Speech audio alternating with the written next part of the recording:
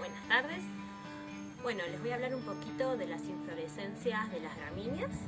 En particular, dentro de lo que es el sudeste bonaerense, las especies de mayor importancia agronómica por ser cereales o forrajeras suelen presentar en su mayoría inflorescencias de tipo espiga o panoja, así que vamos a ver un poquito esas diferencias.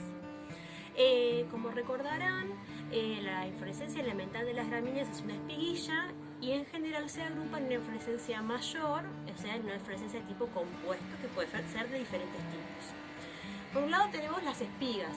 Si recuerdan, cuando tenemos una espiga tenemos el eje de la inflorescencia y en ese eje se unen directamente, se sientan esas espiguillas sin ningún tipo de pedicelo.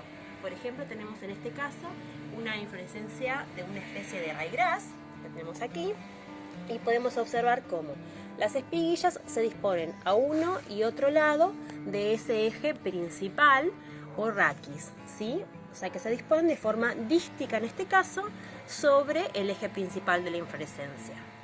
Otro ejemplo de una espiga lo podemos encontrar, por ejemplo, en los trigos, como tenemos acá. Este es un trigo pan.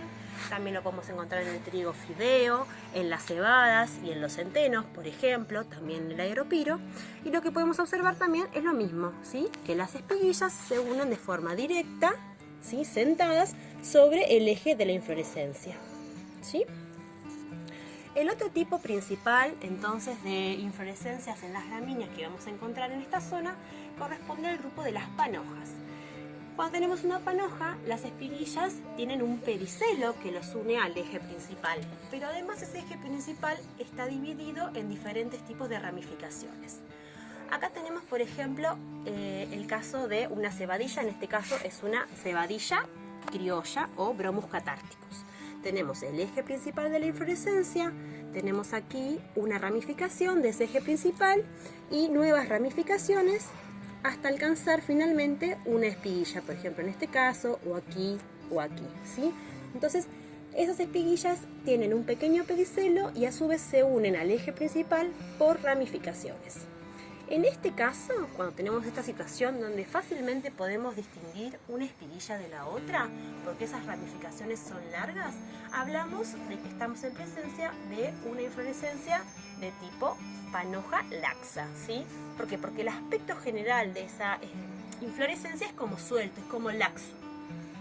Lo contrario lo vamos a encontrar en este caso de aquí, en lo que llamamos panojas densas. ¿Qué es esto que tenemos acá? En este caso tenemos un Lagurus ovatus, que en realidad es una especie silvestre exótica, que la vamos a encontrar en la zona del sudoeste creciendo en médanos, por ejemplo. Pero bueno, a principio, o sea, de primera mano, uno podría pensar que estamos en presencia de una espiga, ¿sí? Porque parecería que las espiguillas están muy próximas una contra otra sobre ese eje principal.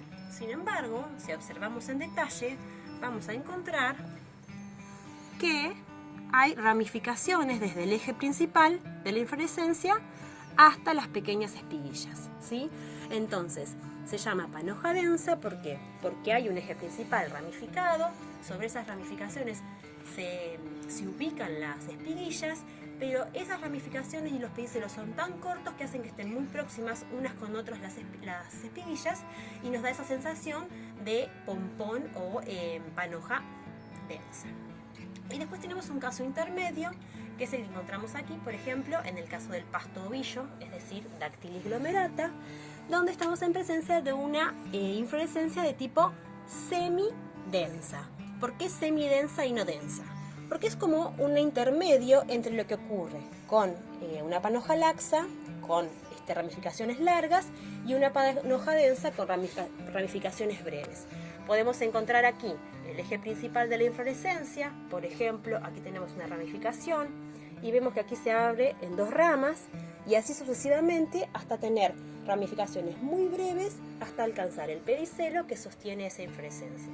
Entonces, en esta panoja vamos a encontrar como si fueran grupitos de espiguillas formando glomérulos o pompones que a su vez se van agrupando en una ramificación de mayor jerarquía hasta finalmente estar unidas al eje principal de la inflorescencia.